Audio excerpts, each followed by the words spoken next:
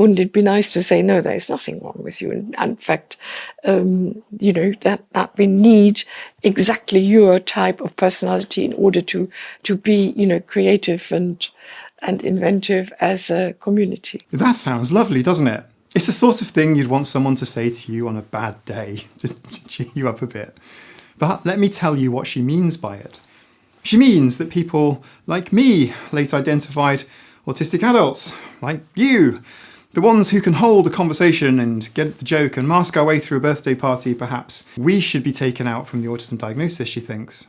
Reclassified as having an interesting personality instead of a neurotype.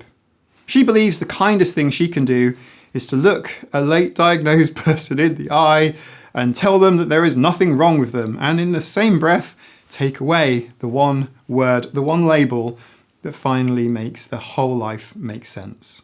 This is not some angry bloke with a ring light and a grievance. This is Dame Uta Frith, one of the most important autism researchers who has ever lived. And in May, she sat down with a new scientist and made the case that the autism spectrum has, in her words, come to its collapse. She used another word in that interview. She said it was dangerous to cling to the autism label. Now, hold that word, because by the end of this video, I'll be giving it back to her. So, today, we are taking her argument apart, all of it, every piece, and I'm going to be scrupulously fair to her first, because she has earned that, and then I'm going to put her arguments in the litter box. I'm going to feed them to the tigers, that sort of thing. Anyway, hey friends, I'm Mike, a late identified autistic adult. Grab a cup of tea. For this particular video, I have got a huge flask of tea. Acquire a cat or a plushie and settle in, because this one is a big one and it matters more than most. New Scientist then. If you don't know it, it is one of the oldest and most widely read popular science magazines in the world. It's been going since the 1950s, it is not a tabloid, and it is not a scientific journal. It sits sort of somewhere in the middle. It's the place a curious person might go to find out what scientists are saying. When something runs in New Scientist, it carries a certain weight. People tend to take it as fact, as settled, or at least close to it. And in May, they ran a long, friendly, admiring interview with Dame Uta Frith. We'll get to exactly who she is in a moment, but the short version first is that she is one of the most influential autism researchers who has ever lived. Genuinely a giant in the field. So this is not a fringe figure in a fringe outlet. This is one of the biggest names in autism science, in one of the biggest science magazines in the world. And here is what she used that platform to say, that the autism spectrum, the whole idea of it, has, in her words, come to its collapse. That the people getting diagnosed today, especially women, especially adults, have, and again her words, absolutely no overlap with what she considers to be real autism, TM. So why am I making this video? 3 reasons. 1, I think that she's wrong, and not wrong in some vague way that people might say on the internet, oh, you're wrong, without specifying reasons, but wrong in a way that I can show you, piece by piece, using her own words and the actual evidence. 2, because of who she is, where she said it, this is not going to stay in a magazine interview, it's going to move through teachers and clinicians and policymakers and doctors, etc., at the exact moment that this country is deciding how much support autistic people are allowed to have. And 3, because I am one of the people that she's talking about. I am late identified, I can speak, and the kind that she thinks doesn't really count. I've got a horse in this race, and I'm not going to pretend otherwise. That's my bias for what it's worth. If you are autistic, you owe Uta Frith a debt, and I want to say that plainly before I disagree with a single word. When Frith started out back in the 1960s, the going theory for what caused autism was the refrigerator mother. The idea, and I do wish I was inventing this, was that children were autistic because their mothers were cold. They were emotionally frozen and unavailable, unloving. So you did not just have a child who was autistic and struggling, you had a mother who had been told it was all her fault because they didn't love the child enough. They didn't love hard enough. They were too cold. They were frigid, Frith helped end that in a big way. She sat with those mothers and she looked at the evidence and she said, no, this is biological, this is the brain. That mattered, and it took a lot of nerve. She went on to co-author the famous Sally Ann experiment, you know, the one that gave us the idea of theory of mind deficits in autism.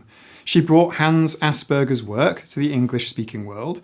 She literally translated it. And she taught, mentored, or shaped a huge slice of the autism researchers currently working today. Simon Baron-Cohen, the chap whose name is on half of pretty much all autism research that you've ever heard of, was her PhD student. So when I tell you that I think Uta Frith is wrong, understand what I'm doing here. Just sort of like swatting away some sort of crank with a podcast. I am disagreeing with one of the architects of the entire field. That is a heavy thing to do, and I do not do it lightly, which is probably why this video is going to be very, very long. Before I show you where she goes wrong, I'm going to show you where she's right, properly right, because if I can't do that, I've got no business making this video. 4 things. On all 4, she has a point. Number 1, that autism is a wildly, almost absurdly varied. A non-speaking autistic person who needs round-the-clock care and an autistic adult holding down a job while quietly white-knuckling their way through every meeting are both, on paper, the same diagnosis, the same label. Now that's an enormous range to hang on one word. Researchers like Lombardo and Mandelli have written exactly this: that autism is heterogeneous at every level, from the genome all the way up to behaviour.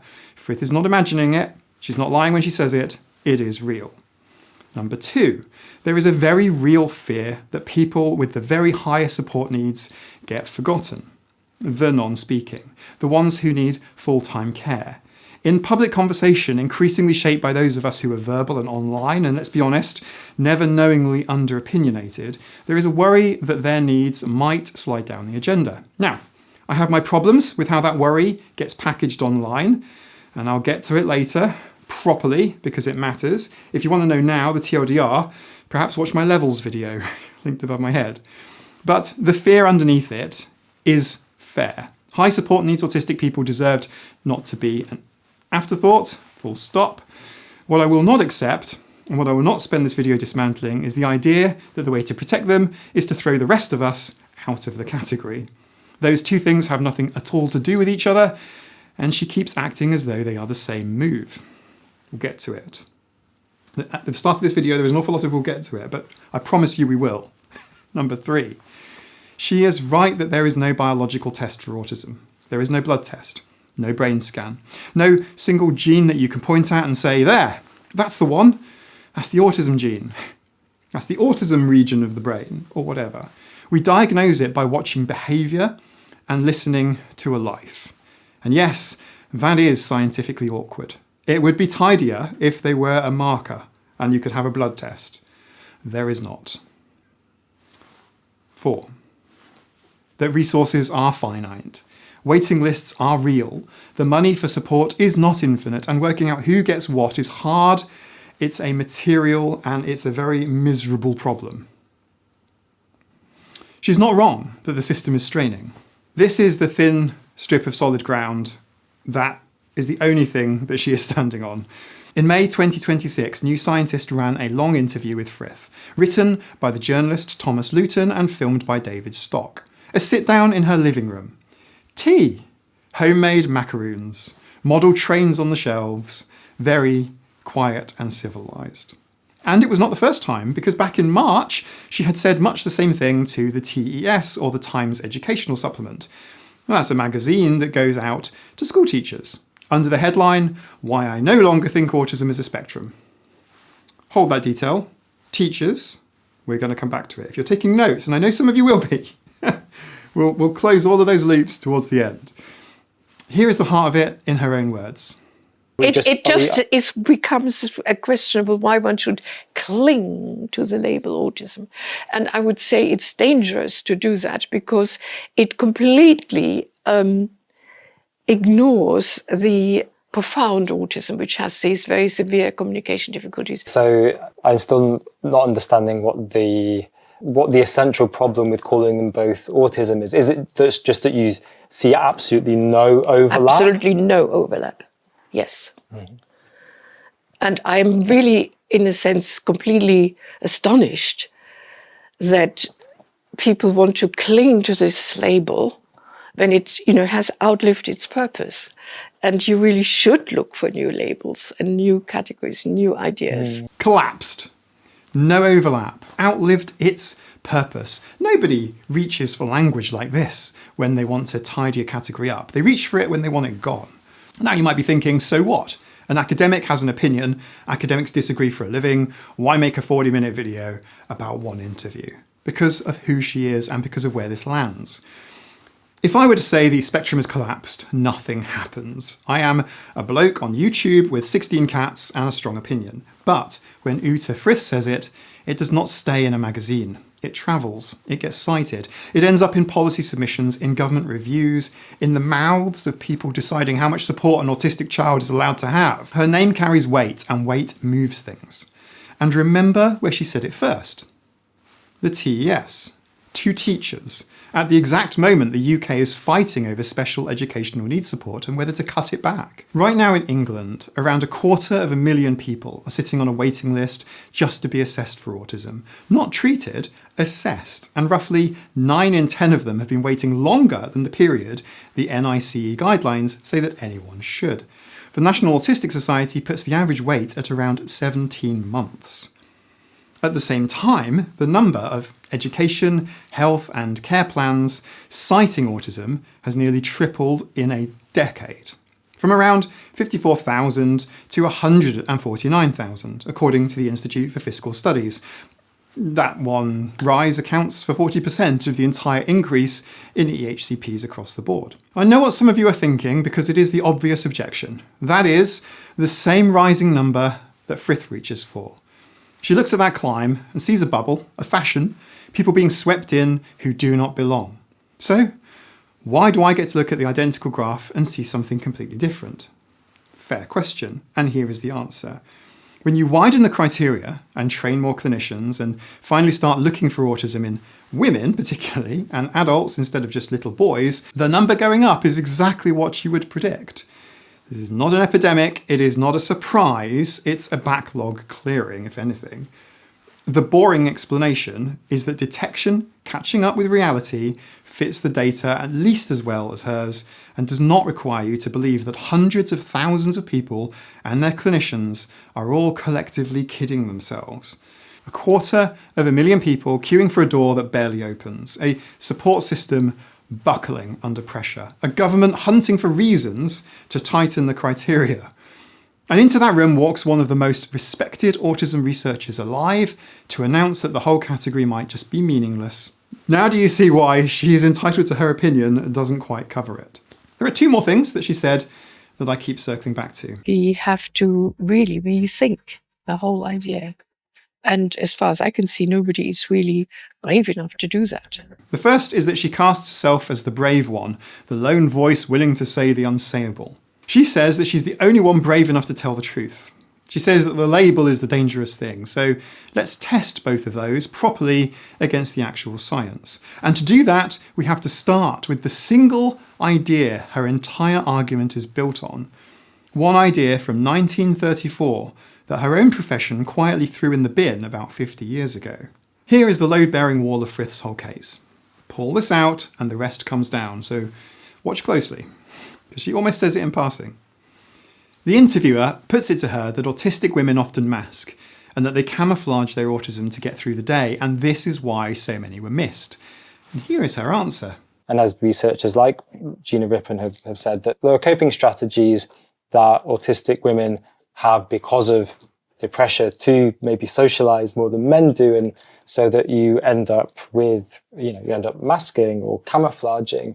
So you may present as having quite normal social behaviors, but actually there can be different kinds of neural processes going on, which can also lead to internal stressors and experiences. What's your Well, feeling? I think it creates an extraordinary paradox, so that you have to you can diagnose autism if you show the symptoms, and you can diagnose autism not showing any of the symptoms, but assuming that there is this masking going on. So how can you ever falsify a diagnosis? It just doesn't make sense to me. And if you can never prove it wrong, it's not science. Therefore, she says, masking is not real, and the women who rely on it to explain their late diagnosis are not really autistic. Now, I want to be fair, because that idea has a long and respectable pedigree. It has a name. It is called falsifiability, and it comes from a philosopher called Karl Popper, who set it out in 1934. Popper was wrestling with a real question. How do you tell science from fortune-telling? And his answer was elegant. A scientific claim is one that sticks its neck out. It forbids something. Saying the sun will rise tomorrow is science, because if the sun does not rise, you are wrong.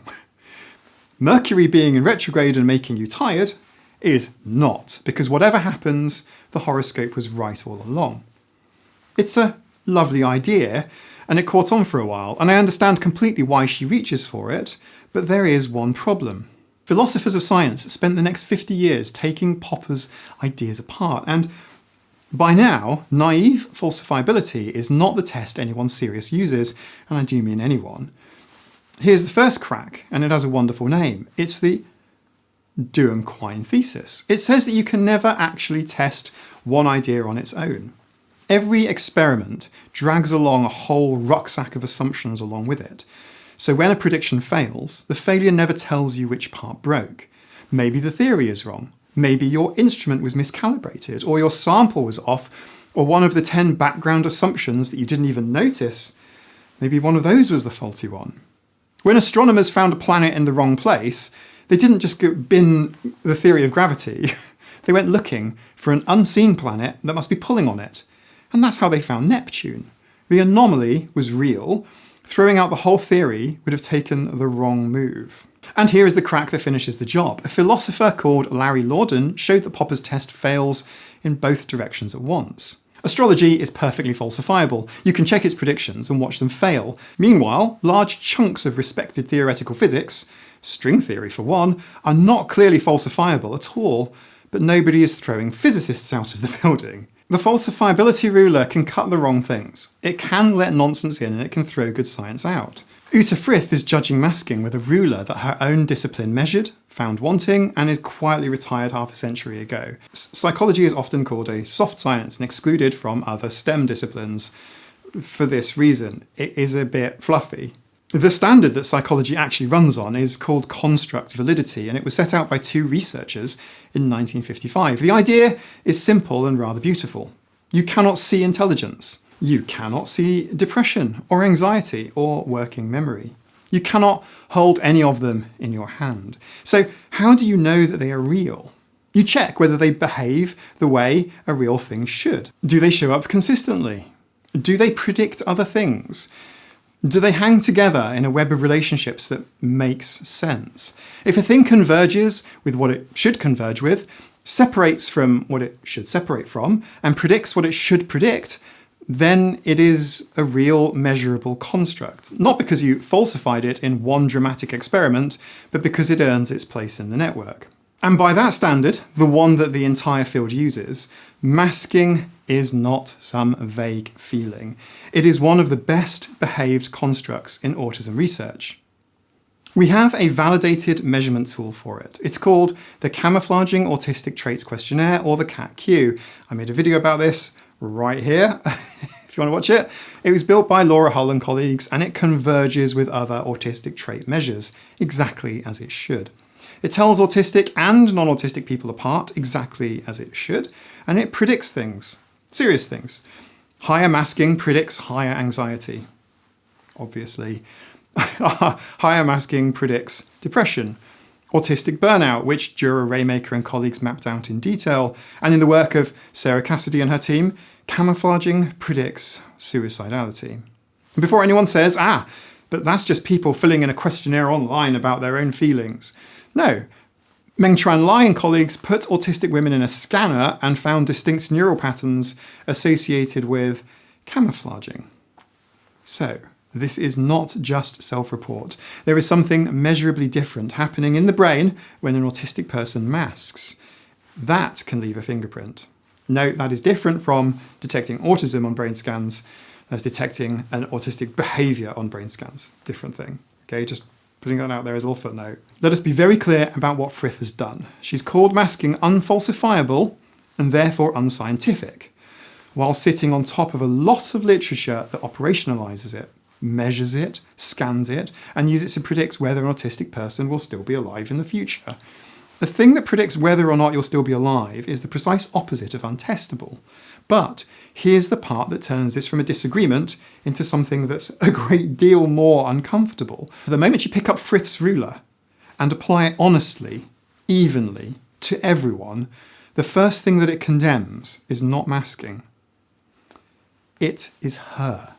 Her single most famous contribution is theory of mind. Sally has a basket and has a box, and Sally has a marble and puts it into her basket and covers it up. The idea that autistic people struggle to track what other people are thinking. The Sally-Ann test. It's in every textbook. It is, more than anything else, the thing that her name is attached to. Listen to how she describes it now in the same interview. We say the particular difficulties in social communication, which are only one aspect of autism, are possibly rooted in a difficulty in mentalizing. Mm-hmm. That was an idea that we could have turned out completely wrong. Could have turned out completely wrong, only true for a small subgroup. And she is not wrong to hedge, because independent researchers have taken theory of mind apart with exactly the kind of rigour that she demands of masking. Morten Ann Gernsbacher and Melanie Youngu went through the literature in 2019 and found 3 things. The original findings often fail to replicate. The tasks correlate with how good your language is, not whether you are autistic, and plenty of non-autistic people fail while plenty of autistic people pass. They also found that something like 3/4 of the most cited papers on the subject just assert the deficit as fact without offering any new data to back it up. They just go, Uta Frith says autistic people lack theory of mind. I rest my case, right? It's just an idea repeated until it sounded true. And then there's the problem that should really give Uta pause, and it comes straight out of her own framework. Psychopaths. People with psychopathy tend to do perfectly well on the cognitive side of theory of mind, the part that these tasks actually measure, working out what someone else knows or believes. Where they differ is affective empathy, the part where you feel anything about it. And that split is the whole problem for this test. If you can pass a mentalising task while feeling nothing for the person in front of you, and yet a deeply empathic autistic person can fail it, then the task is not measuring care or connection or whether someone is a good person to have in your life. It's measuring one very narrow cognitive operation, and Frith built an entire theory of autism's social heart on top of it. There is a better way to think about social difficulty, and it has a name. The double empathy problem set out by Damien Milton in 2012. The idea that the breakdown in understanding between autistic and non-autistic people is not a fault inside the autistic person, it runs both ways. Non-autistic people are just as bad at reading autistic people as the other way around. From an empathy perspective, if you put autistic people together, they communicate just as well as if you put neurotypical people together and autistic people together. The mismatch lives in the gap between 2 different ways of being, not inside one broken brain. And here's the really lovely bit. You don't have to take my word that any of this is mainstream now, because the New Scientist article you're watching clips from says it too. It notes in black and white that the lack of empathy idea is disputed and that autistic people communicate effectively with each other. Her own venue concedes the point. And then, right at the end of the interview, the journalist asks her a direct question. Of all the theories of autism that have been put forward over the decades, which ones does she think have stood the test of time? There have been many theories of autism, of what autism might be put forward over the decades. Like, which do you think have stood the test of time? Very little has stood the test of time, because I think we do know too little about brain and mind, and that is still an area that is in a sort of early stage, and a lot of things are possible with new techniques. Now remember who's answering. This is the woman whose theories are the theories.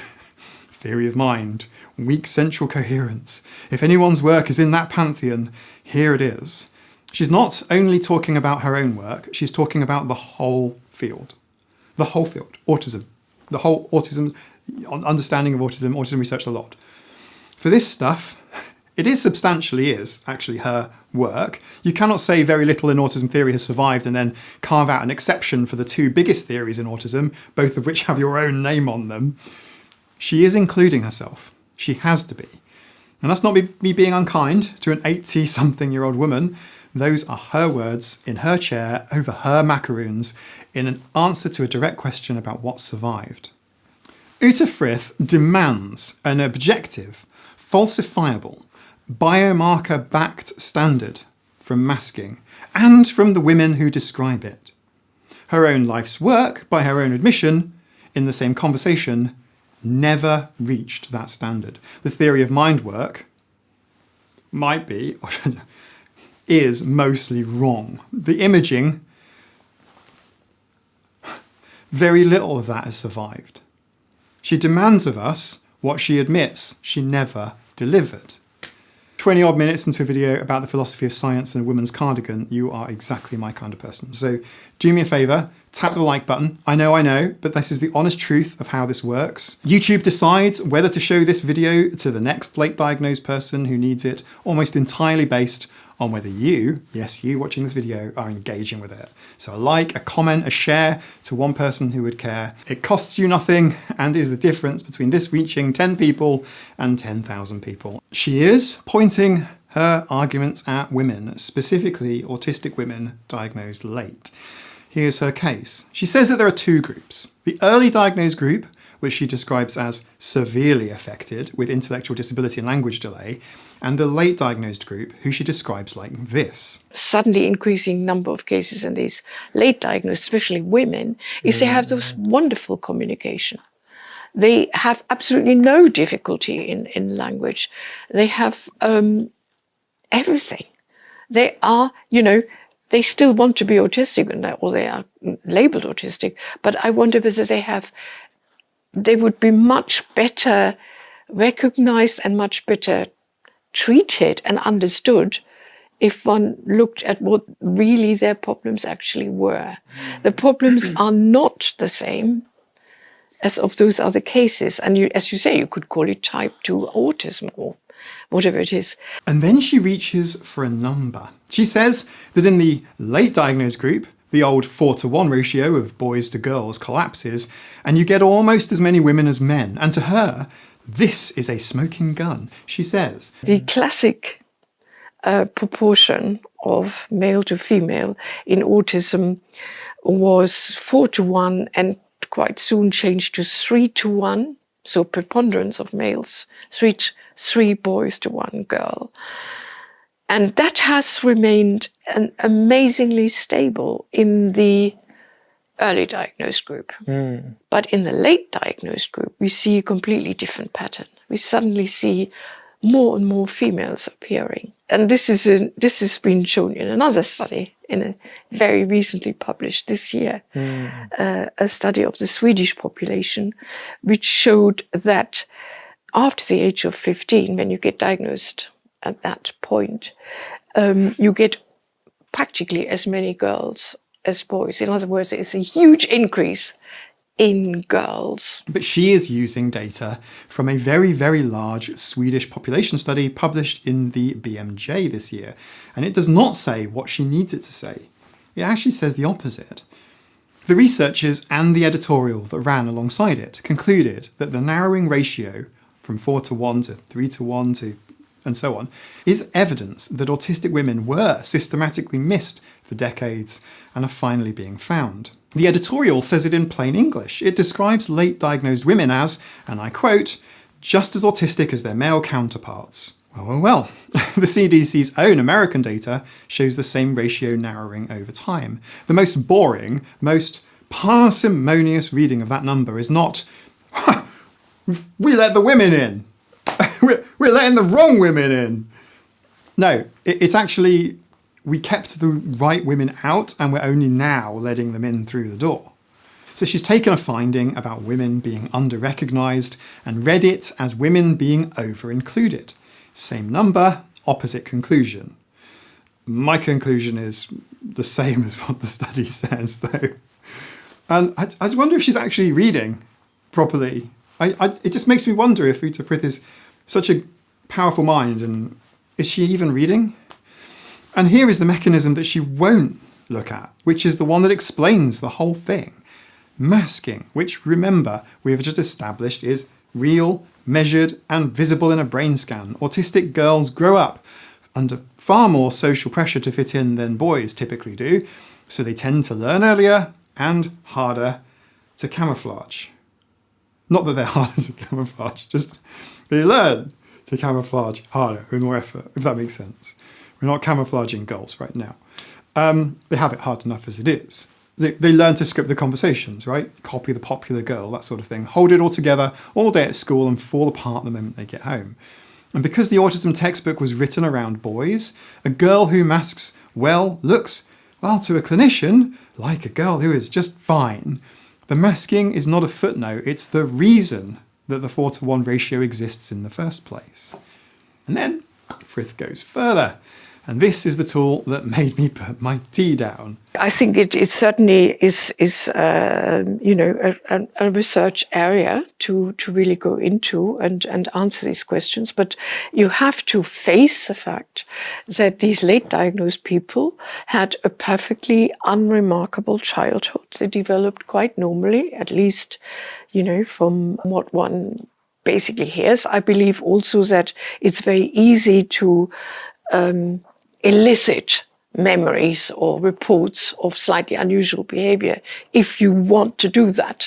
And you can get basically anybody, including you and me, to have some episode in your early life that might say, that looks a little bit autistic. She's saying that late diagnosed people had, in her words, a perfectly unremarkable childhood, and that autistic memories they describe are basically suggestible noise. That if you go looking, you can talk anybody into believing that they are a bit autistic as a child. But think about what that actually is. That's not data, that's just her opinion, it's just an assumption, it just wears the costume of data. An Afghan flavoured lab coat, if you will. You assume that the childhood was typical, and then you treat every piece of evidence to the contrary as the person fooling themselves. It's a closed loop. No one can win. It's circular reasoning. Nothing can ever get it. This is the ground that researchers like Gina Rippon have spent their careers, this is Gina Rippon there, have spent their careers reclaiming. The lost girls of autism. The ones in the field, in Rippon's telling, simply did not bother looking for, because the entire picture of autism was built around small boys. The work of Bargiella and colleagues documented exactly how these women slip through, masking and adapting, and being told again and again that they seem fine. The cost of all of that masking is not nothing, whatever Frith says. The research from people like Lay and McQuaid links sustained camouflaging to anxiety, to depression, to a damaged sense of who you even are, and, as I said before, to suicidality. That is the opposite of an interesting personality quirk. This is people quietly drowning while performing fine. Look at the trap that Frith has built, maybe without meaning to. She says that she will not trust an autistic woman's account of her own life. I think subjective experience is very, very tricky. You do need to verify it. You do need objective criteria. The subjective experience is very malleable by cultural opinion, by the way you understand yourself, you have memories. That is just not a solid enough foundation. Frith wants objective, external, third-party verification before she will even believe that you're autistic. But the objective, external, third-party system she's appealing to is the exact same system that was built around boys, white boys, from well-off families, pretty much. The exact same system that missed these women in the first place. She's proposing that we re-examine the lost girls of autism using the precise instrument that lost them. And look, I have a stake in this, and I'm not going to pretend otherwise. I am one of the people she's talking about because I was identified as autistic as an adult. Not because it was fashionable, not because someone talked me into a memory, but because I spent decades knowing something did not fit and finally found an explanation that fit it perfectly. And I'm not an interesting personality variant, at least I don't think so. Let me know in the comments, but I'm autistic. The system just missed me, as it Of course it did. I'm 44 years old. Of course the system missed me. And I'm not willing to let the same person who helped build that system stand in her living room, or sit in the living room, I guess, and tell me that I imagined the whole thing. Frith does not just rest on a feeling. She points to the science. She says modern genetics is starting to find real subtypes, distinct kinds, and this supports breaking the spectrum apart. We don't have an objective way of diagnosing autism. Even so, we believe there is a brain base, we believe there is a genetic basis. There is a lot of evidence, yes, that this is definitely the case. And there has been this general trend in recent years of these subtyping studies where you find, or researchers find, patterns in genes, in brain activity, and then, and also kind of experiences and behaviors. And then, and the question is, are there multiple kinds of autism? I have read those studies many times. I have really taken them to heart. In fact, I made an entire video taking them apart, and I'll put it on screen. Watch it after this one. So I'm not going in cold here. The studies are interesting and they're not fraudulent. They're not junk, but they do not say what she needs them to say, and the reasons are baked into how they were built. Starting with the big one, the 2025 study in Nature Genetics. It took over 5,000 autistic children and then used machine learning, or AI, to sort them into 4 subtypes based on more than 230 traits each. Those traits were mostly parent-reported, which in practice means a parent sitting at a kitchen table scorecarding their own child on a long questionnaire. That is not a knock on the parents, they're doing their best, but it does mean that the raw material of the entire study is merely a parent's perception of their child's behaviour. And that is just filtered through whatever that person thinks that autism looks like. Frith spends the whole interview telling us subjective report is too unreliable to trust, while leaning on a study built entirely out of it. So one of those 4 subtypes is the interesting one for our purposes. It's the largest group, around 37%. And the researchers called it social and behavioural challenges. They went on to write core autistic traits, hit their developmental milestones roughly on time, good language, but a stack of co-occurring conditions like anxiety, ADHD, and depression. If you're listening carefully, that group sounds an awful lot like Frith's so-called second group, the late diagnosed, verbal, anxious ones who she wants to remove from the autism category. And there are more problems. The first is that every one of these studies is built on children. The 2025 one runs from age 4 to 18. The 2023 one before it in Nature Neuroscience was children and young people too. So whatever they find, they structurally cannot speak to autistic adults. Yet it is autistic adults that Frith's entire argument is about. She's using research on children to tell grown women that they are not autistic. The second is that these are not the neat, separable boxes that the headlines promised. As I said in that video, these are fuzzy clusters, not species of Pokemon. People sit on the borders, people shift between them as they grow and their lives change. And the researchers themselves are the first to say so. The lead author said in plain words that finding 4 classes in the data does not mean that there are only 4 kinds of autism.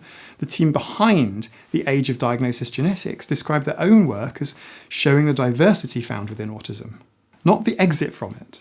Who paid for a study does not tell you whether it's true. A good study funded by the devil himself is still a good study. So everything I just said, the children, the parent reports, the clusters that cut across age and sex, that stands entirely on its own. Whoever signed the checks. The next part is not me proving the science wrong. This is me explaining why the framing around it keeps coming from the same shape. Right? This is really worth knowing and it's worth talking about. Both studies came out of the same machine.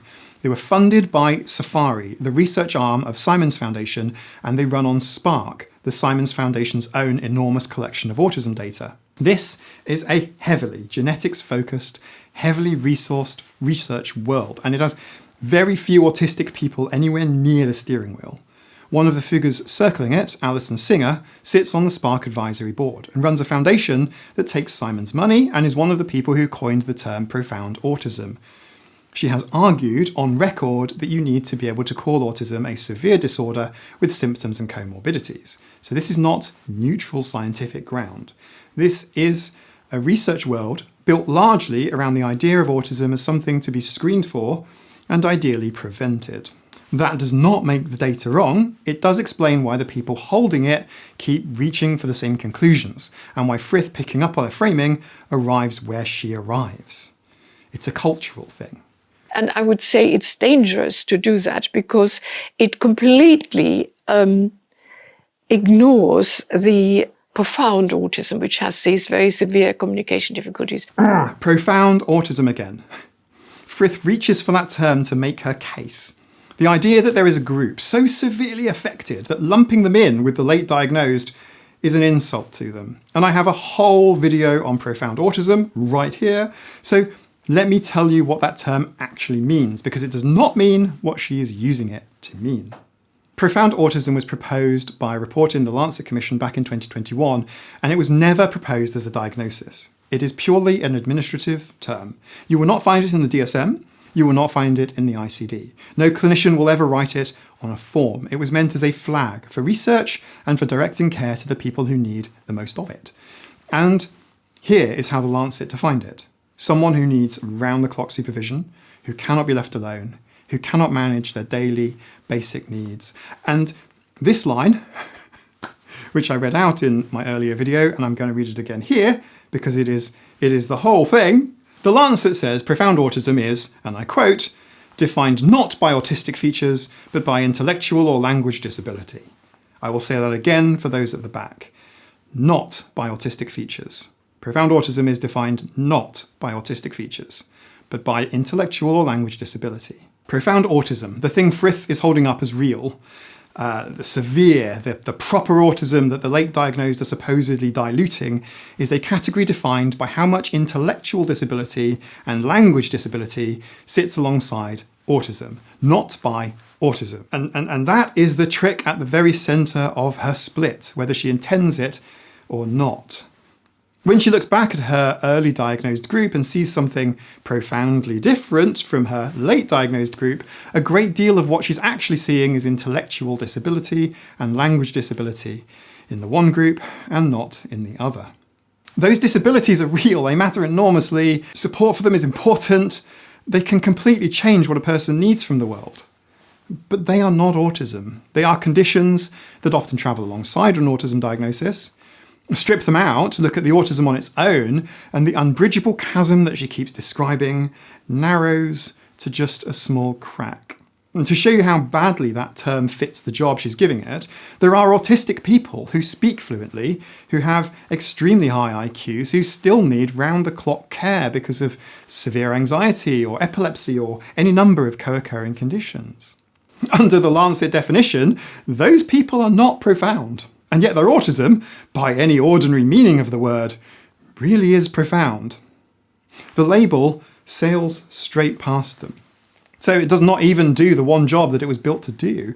It's not a measurement of how autistic you are, it's a measure of how much intellectual disability you have. And Frith is leaning on it as though those two things are the same thing. They are not. Do notice the move Frith has pulled. Earlier in the very same interview, she told us that she does not trust big data. She said, I'm a little bit skeptical of big data, basically because it is very, very noisy. And you also, the bigger the data, the more likely it is that there are errors in collection, in the kind of tests that you use. When you think of behavioral tests or cognitive tests, they will be minimal because, you can't do 2 days or 3 days worth of assessment for one of, 1 million individuals. Very, very noisy, right up until it appears to agree with her, at which point it becomes the bedrock of her argument. You do not get to disown the method and keep the conclusion. The subtyping studies that she's leaning on are big data bottom-up studies, the exact kind that she told us she doesn't believe. She trusts the data when it flatters her and distrusts it when it does not. That is not skepticism, that is just shopping. At the end of the interview, Frith says something that sounds almost humble. We are all different in these respects. So this would be an identity and absolutely wrong to pathologize. Now, in these cases, I would really wonder whether we could take out that now called subgroup from the spectrum and say, actually, you just have a somewhat eccentric, wonderful personality.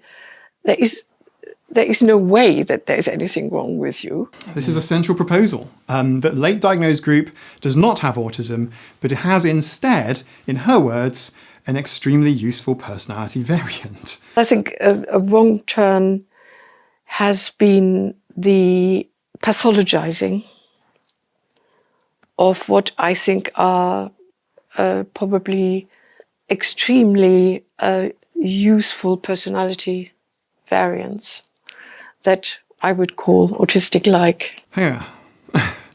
Yay, capitalism, I guess.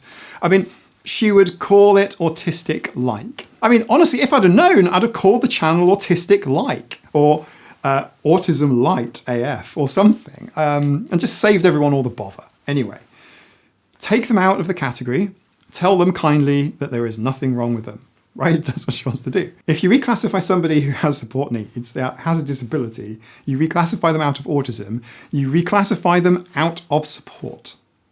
The diagnosis is not a sticker. It is the key, potentially, that can get you workplace adjustments, educational support, clinical care, the basic recognition that you're not broken. There is nothing wrong with you. It sounds like a gift right up until the moment it becomes, so you do not qualify, right? That's the same sentence. There is nothing wrong with you, so you do not qualify. She's not saying the critical part. She's not saying the conclusion. She's just sort of sitting on the nice part with the macaroons. But she does gesture at the real machinery underneath, even if she doesn't dwell on it. Can we not find a way to meet all of these people's needs? Well, we have limited resources. You have to remember that. They have to be, distributed wisely and fairly. And it is very, very difficult to judge that, I have to say. That is not a neuroscience finding, by the way. Who deserves support is a political question. It's politics. It's a moral question, an ethical question, but it is not a scientific question. She keeps sort of smuggling it into the conversation as though it were a fact about the brain. It is not. Whether you are autistic is one question. Whether the state will pay for your support is a completely different question. And she has quietly fused the two together so that the answer to the second can be solved by changing the answer to the first. And while we're here, let us actually look at this terrifying drain on resources. The late identified adults, right? Because I am one of them. And I'll tell you what I got from my diagnosis. I got a letter, I got a report. I got 6 documents, actually, a nice little package. I got a conversation, and I got a reading list. I got basically permission to stop hating myself for the things that I've been failing at my whole life without knowing why. And that is the typical story, by the way. The vast majority of late identified autistic people are not asking for a care package or a residential placement or a penny of anything.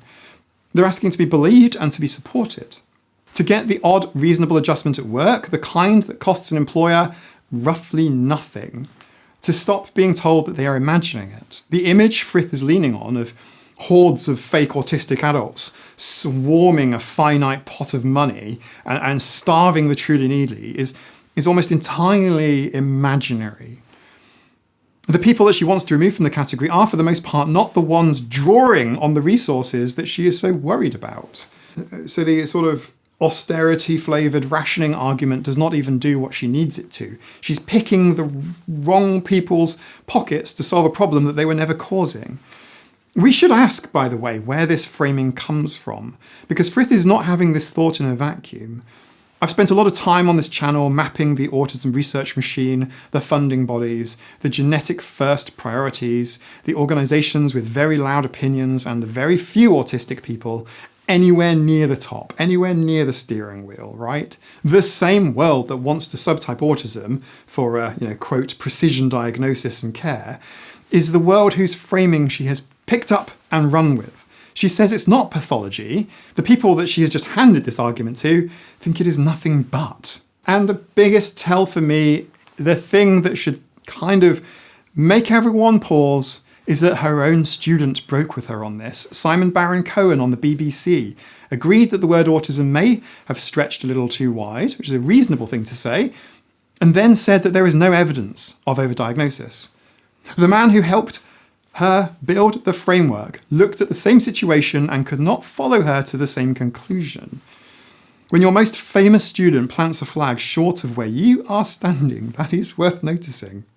Every objective bar that she set for the rest of us, she's missed herself. And she told you so on camera. She demands of us what she admits she never delivered.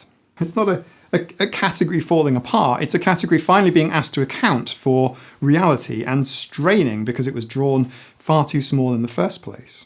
And as you say, you could call it type 2 autism or whatever it is.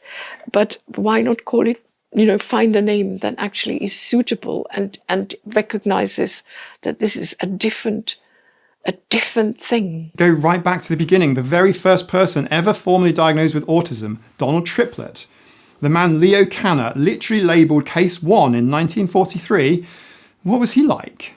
He had a degree in French. He had perfect pitch too. He could multiply 3-digit numbers in his head in seconds. He worked at the bank, the same bank, for 65 years.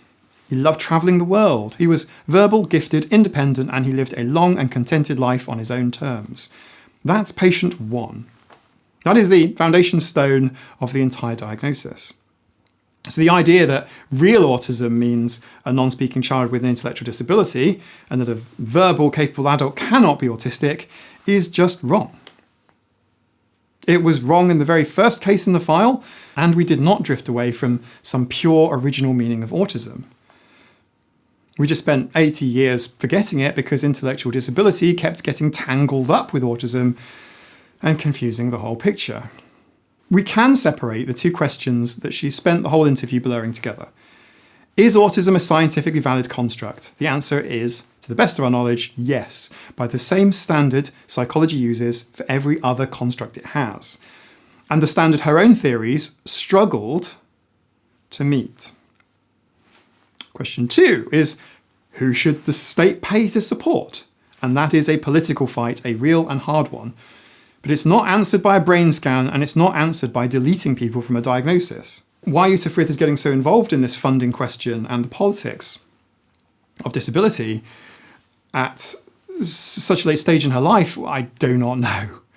And in the end, she tells you all of this herself. Right at the close, the journalist asks whether we are at a turning point in understanding autism, and she does something I actually admire. She refuses to oversell it. I'm not really, I don't want to pretend that I actually know anything or have the kind of facts that I could be sure about. I think it's all in flux, sadly.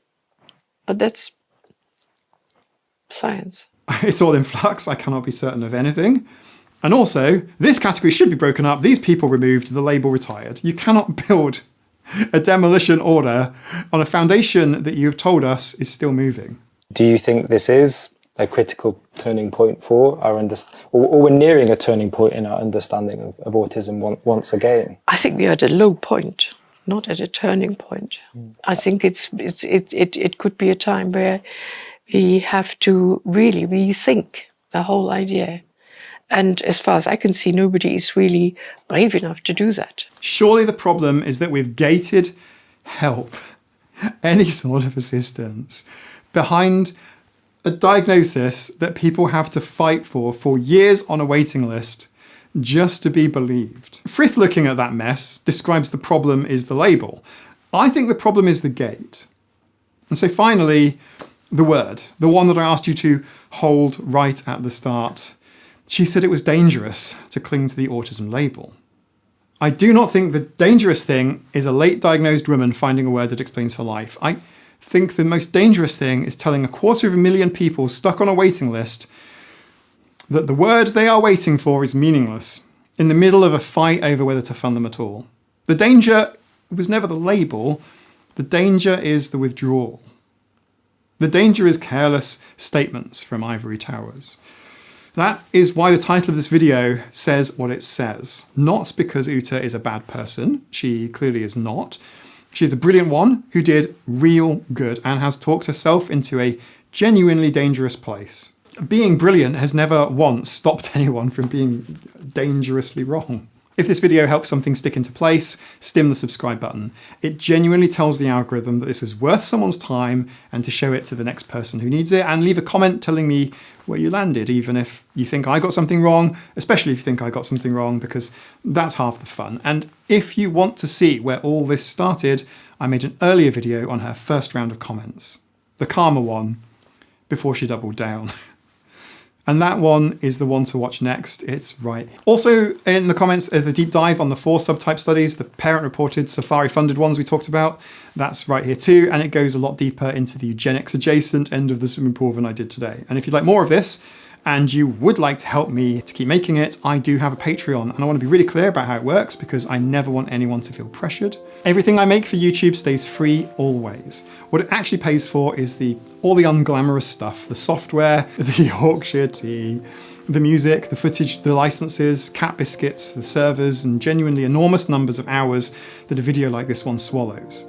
A long form essay like today is the better part of a working week, and I've been doing most of the writing for this video with one working eye. If you've missed it, I made 2 short films on the process of my cataract diagnosis and surgery from my perspective as an autistic adult, and there is a lot in there if that interests you. Those videos are in the description below. The lowest tier is the kitten tier at $4 a month, and the main thing it gets you, other than a selection of the finest exclusive videos, is it's not really a perk, it's a place. It's a key to the Scratching Post Discord community. It is, and I say this as a man with 16 cats and a professional interest in cozy, one of the kindest, warmest corners of the internet I know. Hundreds of neurodivergents, and some neurotypicals too, being gentle with each other, sharing memes, sharing wins, sharing the odd bad day. Plus around 4 exclusive members-only live streams a month. There is no expectation that you talk, plenty of people just lurk and warm their hands on it, and that is completely fine. Your name goes into the credits at the end of these videos, at the credits, unless you would rather I didn't, in which case, just tell me. And if Patreon is not in the budget this month, or any month, please do not give it a second thought. The single best way to support me costs nothing at all. Watch the videos that I'll be uploading to YouTube, stim the subscribe button and leave a comment and tap the like. That helps more than you know and is free. Please be kind to the late identified autistic person in your life, even if that person is you, especially if that person is you. And I'll see you in the next one. Bye for now.